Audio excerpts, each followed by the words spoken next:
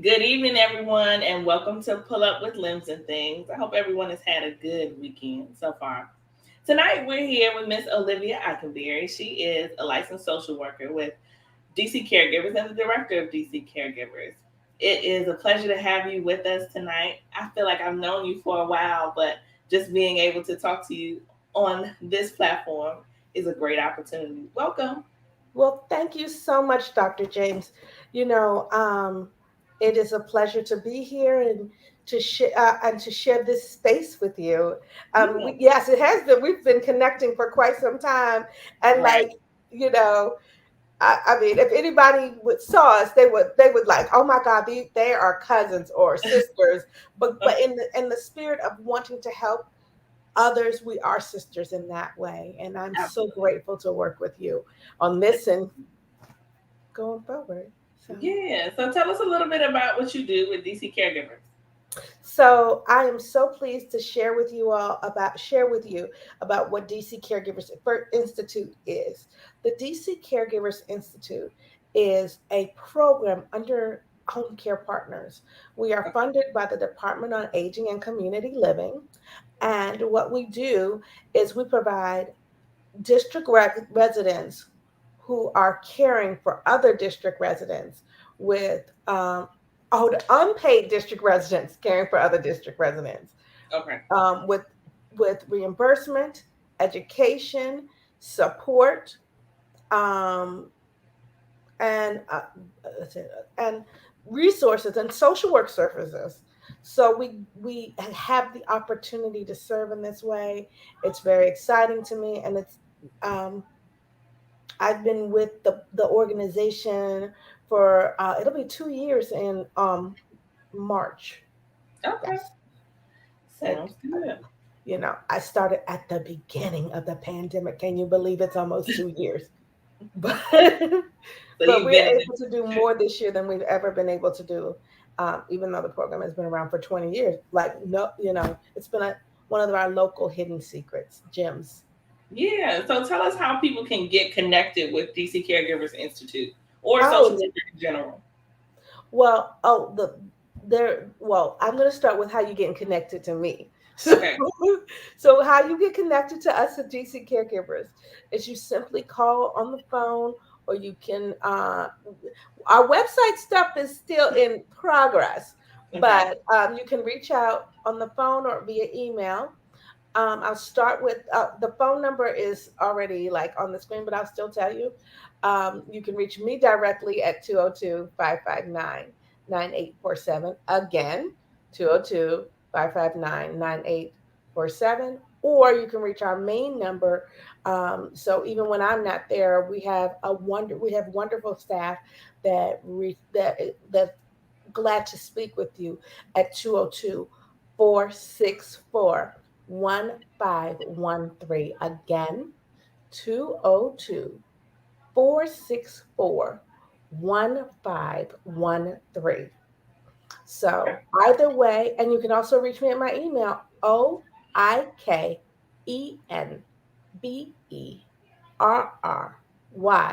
at homecarepartners.org. And that's how you get in touch with us. How you get in touch with us. If you need case management and you're over 60 in DC, what what you can be connected to is the Department on Aging and Community Living, and it is a great organization. It's a great DC service that can assist you in connecting to all kind of services. And their number is, oh my goodness, hold on one second. I always write it down. It's just a thing I do. Seven Mm-hmm. two four 5626. Again, 202-724-5626. And That's the front what they page. have is licensed social workers that are trained and skilled and and providing services. Oh, it's 5626, sorry. 202-724-5626. Okay. Um, what they do have are licensed, trained social workers who have who are uh, skilled at helping seniors go through all kinds of issues, connect to energy assistance, prevent evictions, find programs, resources, things you wouldn't even believe. I mean, we've been able to do some amazing things. Before here, I was a project director with a lead agency in Ward 2, and before that, I was a supervisory social worker for lead agency in Ward 4. So I can tell you that the amazing things that we've been able to get people connected to and help Mm-hmm. them walk through. Um, it's just I was just surprised that we could do it. I'm just grateful that we were able to do it. So if you need that kind of help, don't hesitate. Don't wait till the situation is boiled over, doubled up, and like you're in agonizing pain. Reach out. They want to help. You know, I know the social workers that they're great and they really do care. So, help us or clarify for us the role of a social worker in the community. Well, so the role of a social worker, um, so a social worker can have many roles, but I can talk to you on what a social worker in the aging services is here to do. Okay. The goal of a social worker who works with seniors in DC typically is to help them navigate this stage of their life the way they want to. So if a person is looking to age in place, Mm-hmm. um, but has some challenges, whether they be financial, whether they be home repairs, whether they be medical in need, connection to in home supports. That's what they do. They are um, experts in navigating resources and helping um, find ways to make things workable. Now, not everybody will be able to age in place. True. Dr. James, you know that as well. And I know that everybody may want to, and everybody says, oh, my mom never wants to leave her house. And that's great. Mm-hmm. But that might not always be workable for everybody. Now, we do our best to make it workable, and we work in partnership with the family and with the individual. And not everybody has to have a family that we're working with. Mm-hmm. But so we So, did I answer the question? I mean, like, I can't say like, oh, well, we only fill out forms. No, we don't always fill out forms. Sometimes we meet the person where they are. We connect them to the services that they need and that they feel they need, and we present services that they might not know that they need. Yeah, so that's the part that I think a lot of us don't know. So as we're getting older and we're at that 60 mark, because you said that's the requirement age, right? Yes, How do yes, you, so we need to call the Department of Aging in order to connect with the social worker? Is that the right pathway? yes. That's the easiest way at Okay. this point in time, um, because they are trained to answer that phone. They have what they have is information and information assistance and referral specialists. And you Okay. can tell them, I would like to speak with a social worker. I need help. I want to stay at my home. I need help. My rent is too high. Do you know that there are and have been for years programs that for people who are renters that can maybe even reduce their rent if they're over 60 so they can Hmm. age comfortably in place without worrying about paying their bills. There are services. So people who have Medicare have this. It's the 80/20 thing in DC. If you're over 60, for the most part, you may be qualified for QMB, which is qualified Medicare beneficiary. Right. That means that $200 a month stays in your pocket. Did you know that there are programs like Safe at Home Hmm. that can keep you can send an occupational therapist to evaluate you at home and see what kind of modifications you may need to stay comfortably there and safely. And not only do they find out what you need, but if you meet the income criteria, guess what? it can be totally free to you. Okay. So these are just a few of the things. The LAHEAP program is an energy assistance program.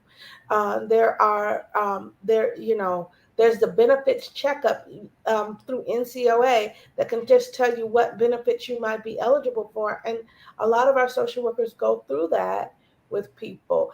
Even for people who can't age in place, there are assisted livings that are funded in part through the Department of Aging, and that are brand new.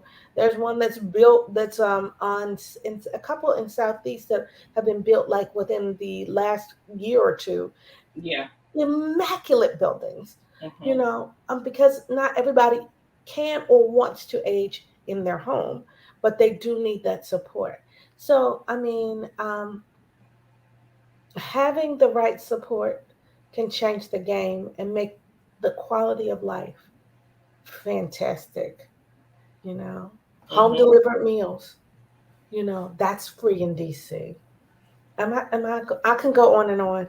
No, these are good. These are So if you are watching, you have a question or a comment, please feel free to put those in the comment section and we can ask Ms. Ikenberry to address them. And then if you have any questions that are related to movement, I'll answer them as well. But if you are live, we can't really see you. So if you hashtag live, then we'll know that you're here. Or if you're catching this on the replay, if you hashtag replay, then we'll know that you're here as well. So please put your comments in that comment section, and then we can address them. Is there anything that you wish seniors knew in DC or in Maryland or in Virginia about social work that it would be helpful for them to know to even contact you to begin with? Well, I wish they knew Mhm. that it is here for them, like that there's something. If I sat here and tried to tell you what all we have been able to do, get fine for seniors, I we would be here for another hour and 45 minutes. It's just a matter of reaching out. I used to tell my clients, well, what is I mean, instead of me telling you what we have, because the first thing they go, well, what do you have? Like Burger King or something. And I'm like, I could go fries, a shake, a quarter pounder with cheese. I think that's not Burger King, that's McDonald's, whatever. But whatever, you know. And I said, well, what do you want? Like, what do you wish for? Well, how do you want? And then, like, surprisingly, other than like $1 million and like to be 25 again, Uh-huh. and a date with some kind of famous celebrity. We've been pretty successful. You know, um, we've been able to, abate evictions, get them connected to legal services, get them connected to all kind of activities, trips. You don't know. Even senior summer camps are out there, and the pandemic, yes, it has changed things, but do you know that through the Department of Aging, that seniors were able to get iPads, or well, I won't say Yes. iPads, tablets, Yes. for free, Mm-hmm. so that they could so they could have internet access, Mm-hmm. and reduced internet rates for internet services. All of this is, um, here. I just want them to know it's here. We're here.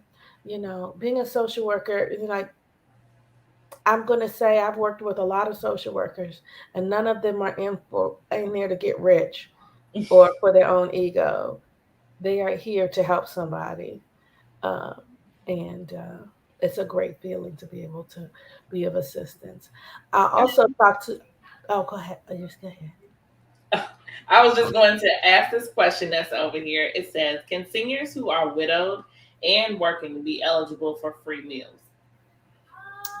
So what I would recommend is to talk to Department on Aging Hmm. about it, um, because there might be some programs that there are home delivered meals programs, and because I don't work for the Department on Aging, I can't tell you that, but I can tell you, give them a call and let them know what you need, and you'll be surprised what you can get. Okay. And some stuff, and there's even stuff that's like ward based, depending. I don't want to tell you, I don't want to tell you no. I can tell you a little bit more about what I do every day, which Yeah, is I have the, can I tell you I have the best job in the world? you can. I get to work with caregivers. I get to be, I get to work with my tribe. I'm a caregiver myself. Hmm. And I have, this is not my first day at the dance. This is not my first go around. Okay. Um, this is a silent population because, they don't, they're so busy giving, to the ones they love that they don't even think that they're in need. You True. know, one of my earlier on cases as a caregiver social worker, before I even came to the Institute, was a young lady who had been caring for her mother. It was two sisters. One had been caring for her mother around the clock, had totally forgotten about the things she needed Hmm. because she knew what her mother had done for her when she was in a different state of mind, Uh-huh. and so she gave her whole life to her mom. She didn't have a driver's license. She didn't have a ID. She had let so much stuff go, and because she wanted to be able to turn her mom every 2 hours. Yeah. Her mother was at the process of dying. She was advanced and starting on hospice.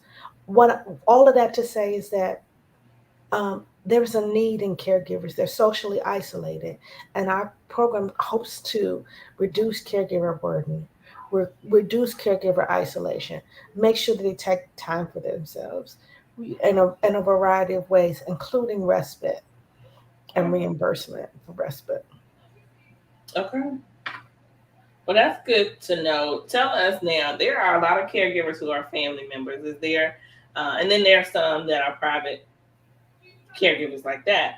So, with your company, is it both that can benefit, or just the? Well, for people who are paid to be caregivers, if Mhm. they're licensed in DC, still give us a holler because we're hiring aides. I'm gonna be honest with you.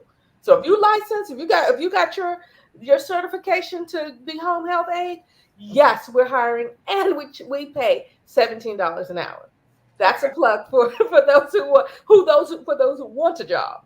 Now, for those who have taken this role on for their mother, sister, brother, cousin, auntie, godmother, godfather, Mhm. and they don't get a penny. They can get some. I don't look. They're not paid by any other programs. Okay. If your mom paid you to get your mom give you a few dollars to go pick up her meds, that's none of my business. But if you're being paid by another program, we can't serve you in that way. We can give you Yeah. other services. We definitely can give you information, support, collaboration on so many things. But if you're unpaid family caregiver, if you are taking your loved one to the hospital, you are doing the work of what they need on a daily basis. If for even if the person isn't the great thing about this program is that we have transitioned this year. We are now serving people who are caring for persons 18 to 59 as well as 60 and over. So still reach out to us, see what we can do, and we'll see what we can do. We'll work together. We just don't want caregivers to be alone, to be isolated, to not get the supports they need. And we are excited to help and to bring you into our tribe. Yeah. If there are any other questions or comments from those of you who are watching, please feel free to put it in the comments and we'll address it. As always, pull up with limbs and things is to confirm something you know, to challenge something you don't know, and to be able to share that information with someone else. So, a lot of times we don't talk about the partnership between social work and rehab professionals. So, let's talk Yeah. about that. So, Yes. with physical therapy and social work, we tend to communicate when people are on the way home or as they are at home and they need services to either remain in home or to be Hmm. safe in their current environments. It doesn't have to necessarily be their primary residence. So, I just wanted to make sure we brought that out because there are a lot of times that people are like, well, why are we talking about this? But there's always a connection that Yeah. we're bringing someone on here to discuss, because a lot of times there are so many healthcare professionals that we think are operating in isolation, but we all have a collaborative effort. Yes, and and yes, Dr. James, it's very important that that integration in healthcare, whether that be with your physical therapy team, your medical team, your social services team, because there might be things that, like we were just talking about before we got on here, like one of the things we can reimburse for, Dr. James, I know you have to prescribe inserts in shoes, you have to provide tens machines, all of these things. And, people's insurance don't always pay the whole thing. And Sure. some things they don't pay for at all. And Right. so, in our institute, we can reimburse family caregivers for those kind of things. We can, work with we can also, if they're also enrolled in our home care side, in the home care partners program, we can also collaborate with the home health aide within reason to do even support the exercises that are provided by their physical therapy team at home. So Mhm. it's not like, the more people who are working together, the more clearly the work the more the less the more the people are working together, the less the work is, um, less work for each person. That's what I'm trying to say. Does that Sure. make sense? It does, because it's the continuity of care. A lot of times, if people Yes. don't know that you're with someone else, then they can't Right. exactly put you together to help you out. And Right. so we all Exactly. know, what roles we play to help you to get to the desired end. Then it can be nothing but beneficial for the person you're serving. Right. Exactly. Exactly. And we are in here to help. Your Limbs and Things is a great physical therapy clinic. Dr. James, you're fantastic. And I'm so glad that, like, you see the role, and you see the collaboration and the importance. Sometimes other health professionals, they say, "Oh, you're a social worker. What does that do? Like, how does that help?" And I'm like, "Well, do you have an hour and 45 minutes for me to tell you what I do?" Like, and Yeah, so that's just true, especially when we're seeing people in the community who are in locations where they don't necessarily have access to resources or just don't know. So many of us just don't know. And so, right, if we are able to shed a little light on the things that are in the community that you can get or have access to, then it can be nothing but beneficial for your overall quality of yeah. life. And the importance of physical movement and being able to move with less pain, Mhm. less effort. People don't even think about the importance of, like, keeping physical therapy even when they've already been diagnosed with arthritis and osteoarthritis, and that physical therapy can change their life. And so one of the things as a social worker that I can do is Mhm. encourage them and say, you might want to talk to a physical therapist. You may want your doctor to write you an order for physical therapy.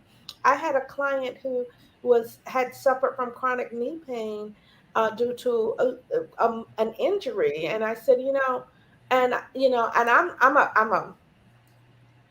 I try to use self as a tool. I try to Yeah. be appropriate with my disclosures. So I had a knee injury, and I said, listen, what I saw when I went to physical therapy was a marked improvement, and you may want to check out this so you can get better. Mhm. Um, and I'm sorry, I'm just adjusting. Yeah. I'm not one of those people who can sit still like in the same position. I gotta shift. So, um, it turns out he did check it out, and here he was thinking he needed a hip replacement, but he needed some PT exercises. Mm. So all of that to say, there are things that you can do. And like as a social worker, I do advocate for people to not only go to physical therapy, but follow up with it. People will go to physical therapy and they say, "Oh, you know what PT stands for? Pain and torture." I'm like, no, it doesn't. You know. Exactly. Yep. But it's good. I'm glad you brought that out because physical therapy is not only for rehabilitation, but also for maintenance and prevention. Because we don't want you to be in pain. We don't want you to not have full range of your emotion. We don't want you to be stuck, especially Right. as you're getting older. So if stiffness is a problem, if pain is a problem, if moving and doing the things that you want to do is a problem, physical therapy should be your first option to get more movement because that's what we Right. do, help you move better. Right. The and it's one of the first ways to prevent falls. Oh, oh, An yeah. ounce of prevention is worth a pound of cure. You know, Mm-hmm. people are on medications. Let's be real. Our clients are on medications, and some of them will create dizziness and risk for falls and bleeding and all of that. But if they know the physical mechanics of how to fall, if you're going to fall, there are ways you can fall that's going to be less detrimental than busting your head upside the bureau. Yeah. You know, like, and I mean, and I have seen the devastation a fall can have on a person's life. Mm-hmm. I had a client who was a younger man, had a fall, and um, he ended up in long-term care with Mm-hmm. amputations because no one was able to get to him. So Oh, also being connected and being in the role of support, like making sure you have the supports in place, um that somebody's checking on you, that someone expects to hear from you, that you got that free lifeline phone, that so if somebody call you and you're not picking up for 2 3 days, or that yeah. your person who's checking in the morning don't hear from you till or don't hear from you, they know that, Mm-hmm. oh, okay, well, let's go get that emergency key and go over your house and see what's going on. Right, right. I Sorry, I think didn't mean to we get bleak. I hope I didn't get too dark and have, no, you're take a fine. scary turn there. I'm trying to make sure I catch all the comments. Oh, we So got comments. Oh, I want to know. there's another question. Do social workers aid the elderly in choosing great health care? You know what? Yes, we do. Okay. Um, and this is how we do it. The social worker assesses what your needs are. Okay, so the first time you would meet with your social worker, well, I'm just going to say this. As social workers, we are professionally nosy. So we ask you so many questions. Mm-hmm. And to an extent, it can feel a little invasive, Okay. but it's not to be nosy. It's to help find out what the need is, what's going right with your doctor, what's not. Sometimes it's just having an extra set of ears, learning how to take notes at your doctor's office, learning how to ask the tough questions from your doctor. Mm-hmm. And sometimes your doctor is you remember Bewitched, the doctor from Bewitched, Dr. Bombay? I Some don't. doctors are Dr. Bombay. Okay. They just out here doing their thing. Like, oh yeah, put some paper on it. It's gonna be fine. I mean, Dr. James, you've run into him. You don't have to say it, but I've run into him. I'm not gonna tell you how I know him, but I'm gonna tell you. Okay. You know. So having a real talk about what's going on with your doctor and your not just your doctor, but your healthcare team, Mm-hmm. um, can help a social worker help you navigate finding a great doctor Mm-hmm. and a great healthcare team.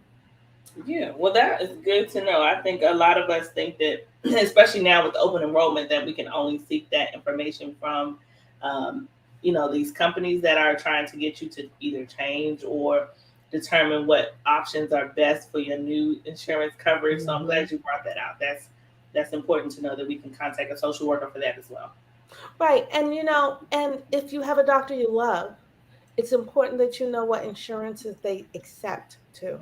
Mhm. Because, what pains me is when you have a great doctor and then because your insurance, because, this one said it was cheaper over here, versus this, which you might not even have to pay for because it's QMB in the first place. You could, you change and then find out, oh, day I'll have my doctor. So I would say one of my advisements, I'm sorry, excuse me. Mm-hmm. If you have a doctor you love, if you're doing well with your healthcare provider, make sure you're informed on what insurances they take before you make any insurance changes. Because if you're doing great and you got a great team, figure out, make sure that they're taking what you're having, because otherwise you might lose something you like. Right. And be sure to tell your healthcare providers if you have changed insurances as well. Yeah, that's a You big thing too, because they they're like, excuse me, this doesn't work anymore, and like, oh yeah, I forgot, I'm with Yeah, Kaiser now. I'm exactly. like, Okay. I think I got everybody's question or comment. If you still have one, you still have time to put your question or comment in, because right now Miss Ikenberry is going to give us her final Miss thoughts. Olivia, Dr. James, please just call me Olivia. It's so weird when people call me Miss Ikenberry. I don't mind it. I know it's my name. It's just Olivia. Okay. I Olivia, should have can you told you give that at us the your beginning. I'm so final thought? sorry. You got it.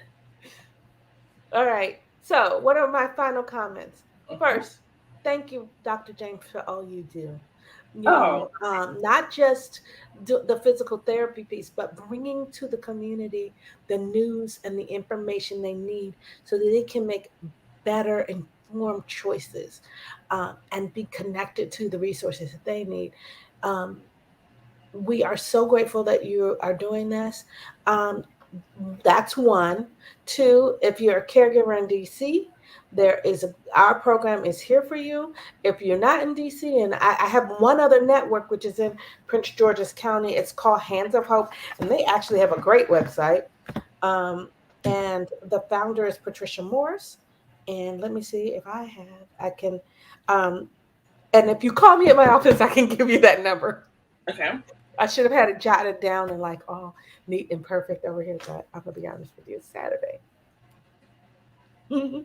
So, other questions? I'm so grateful to be able to speak to you all. Um, Sure. Well, I thank you for joining us. So we've got the DC Department of Aging. If you live in DC, and you want to get connected to a social worker, if you live in Prince George's County in Maryland, Hands of Hope is an option. In order to reach them, though, you would have to contact Miss. Actually, I have the number right here. Oh, you do. Okay, Ready? ready. Yes. It's 202 977. Hold up, sorry, 997. I'm Okay. telling you, it's reading glasses time for me. 202 997 Mm-hmm. 4073. Again, 202 997 4073. And the founder of this program is Patricia Morris, and she gives so much care and love to each caregiver and connects you to all kind of great things in Prince George's County, including respite, uh, anything for you. She does anything she can. Her program is an astounding program, and talk about a grassroots organization. Absolutely. Can you give that number again? 202-997. Wait a minute, let me put it back up. Because it's in my phone, see? Okay. 997-4073. 4073. Thank you. Thank you. Okay. So yeah, she was talking about Miss Patricia Morris. Yes, I agree. She's great. This Well, is the information for that. mhm. And And if you're in Montgomery County, um, the senior services, the contact number for Montgomery County Senior Services is 240-777-3000. Um, and they have a myriad of programs, um, and resources, and they can do great things. I'm not, I haven't had much contact with them, but I've heard great things. sounds good. I'm gonna put their information up too. Okay. So we've got DC, the Department of Aging. We got Montgomery County below, and Mm-hmm. then Hands of Hope with PG County residents. So if you Mm-hmm. live in Maryland, Prince George's, or Montgomery County, these are the ways that you can get in touch with a good caregiver situation or assistance to help you age gracefully wherever you are. Exactly. All right. Well, I thank you so much for joining us this evening and sharing all about what social workers do and how we can connect with them. And I thank you for all of the ways that you assisted some of my patients as well. Oh well, I thank you for sharing your patience with me. So Yeah. I'm really glad to help, and you I'm we're glad to be here. And I don't know what else to say, but thank you, Dr. James. All right, everybody. We'll be back again next week. Thank you so much for joining us. I hope I've gotten everybody's comment or question. Have a good evening. As always, pull up with limbs and things is to confirm something you know, challenge something you don't know, or share this information with someone else. We hope that you will share this information so that you can help someone you know be able to get the access to resources that they need. Have a good evening.